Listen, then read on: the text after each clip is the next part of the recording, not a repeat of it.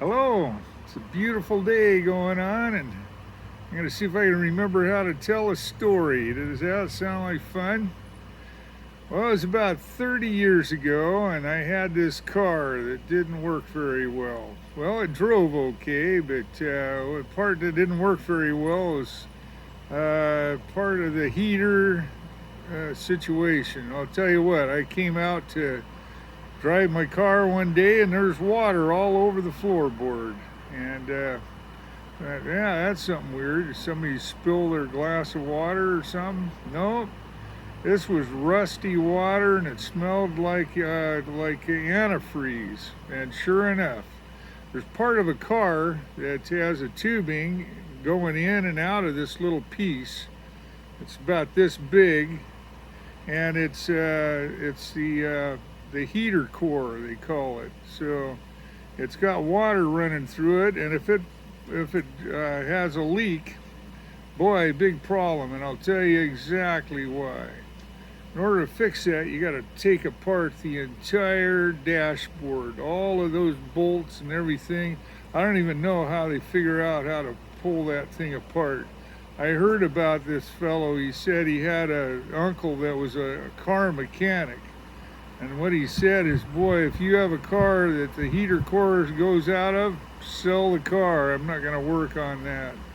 Well, I didn't have that choice at the time. At least I didn't think I did. So I drove that car about 3 full years. And I got to tell you, not only did that car have a leak in that heater core, and I'll tell you what I did.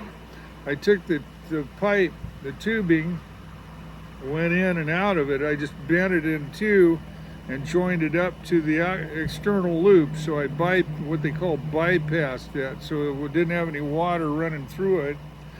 But the downside was I didn't have a heater then. Summer, winter, anytime it got cold, no heater. Tell you what that does. Well, not only did that have a heater core problem, but it had a crack in the back window of this car. Not a very good car, I got to tell you. Rain had rained and it'd leak through there, and I'd have water in the back of the car too, and the floorboard. And I don't know if you know what lichen is, but I had a crop growing in this car. Really annoying. And summertime, stuff growing, and the wintertime, it would freeze like a block of ice on the floorboard of this car. No heater in there. So I'd climb in this car with my big parka on and my gloves. And I had a credit card, but the only thing that thing was good for was to scrape the windshield on the inside of that car as I was driving, just shivering along, sitting on that block of ice all the way to work. I happened to work at a place that I was taking care of a patient, and the family there was concerned that germs would grow if it got too warm. Well, they took care of that, I got to tell you, because they had the air conditioner blasting all summer, and they had the heat off in the wintertime. So I got to tell you, during those 3 years driving that car, it'd take me 3 days out in the hot sun just to thaw out. I was cold all the time. I got so tired of that I took a crowbar one day. I was trying with screwdrivers and stuff to pull that housing apart to get to the piece that I needed to fix. No luck. I got so sick of being cold, I took a crowbar, started jamming it in there and prying it, trying with all my strength to break that apart so I could fix my heater. No luck. So I had this really crummy car, the dashboard all ripped up. In the wintertime, I'd have my lunchbox with just frost on it, and a couple other items there. Well, I was coming down a hill kind of fast, and because I would tell you what, when I was sitting there in my car, the heat of my body in the wintertime would start thawing out a bit of that ice, and so it would turn into this fog bank, cold, cold air.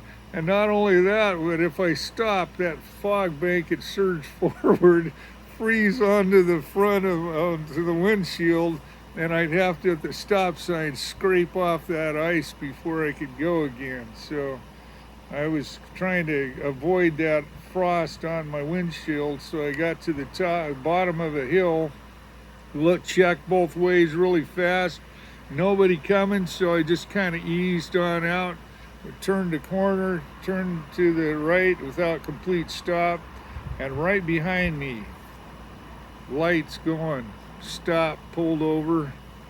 So I'm sitting there going, oh boy. Officer comes up, taps on my window. I roll it down. I said, hello, can I help you? And he said, well, I noticed that there was a challenge. Do you have any idea why I pulled you over? I said, no idea. And he says, well, you didn't come to a complete stop there, and also one of your tail lights is out. And I said, oh my, that's really rough. And I was actually glad he didn't tell me about the bald tires I had too. So anyway, he says, can I see your license and insurance? So I'm looking through the bunch of stuff that I had stacked on my seat there, and my dashboard had been all torn apart. So I'm looking through my stuff, and I handed my driver's license. I said, I can't find my other stuff here, but I got to tell you, my wife drives the good car. And there's something that I talk about this. This is what I think about. When somebody has a thought that's a little bit heavier than they're used to for a while, I call it the head tilt, because they go like this when there's a new thought that they hadn't really considered before. And this officer, he did this head tilt. And then he tells me, he says, you know something? My wife drives the good car too. Why don't you go home? And I said, you know what? I would like that very much. Thank you so much. Thank you, sir. And so he handed me my information, and I went on home. So during this time, I got to tell you, something else happened. I went to church. I was driving my crummy car, got to church, and I got out of the car, was going into the church, and a lady, I saw her walking along, an older lady, and she looked pretty sad. I said, well, what's going on? She goes, oh, my car, it's having problems, and it just rips me up. You know, I'm so distraught about this. I said, well, after church, let's go take a look at it. I'll see if I can do something about it. So all during the church time, I'm thinking about, man, what's possibly going on with this lady's car? I'm thinking about trying to review all the ideas I have, how to fix a motor, how to work on electricity, all of these things. So anyway, church is done. I make a beeline to make sure that I can meet up with this lady. And so I go to her, I say, yeah, I'd like to take a look at your car now. She says, yeah, I'd really appreciate that. So we're walking out there, and I'm going, man, how do we console this lady if there's something that I can't fix on her car? And so we get out there, and she undoes her key, and I'm standing there at the hood waiting for her to pop the hood and show me how bad the motor is. And no, she doesn't open the hood. She unlocks it, and then she walks around to the passenger side in the back, and she says, come here. I said, okay. And she opens the door. I said, what's the challenge? She closes it again. She opens it again. I said, do you hear that? I said, no. Closes it, opens it again. Well, what is that? She goes, it's squeaking. I got a squeak in my door, and it's just ripping me. You know, it's just really, really frustrating for me. And I got to tell you, I wanted to lay down on the ground and just howl with laughter, because here I am driving this real crummy car, and this lady, pretty nice car, she's devastated because it's got a squeak in it.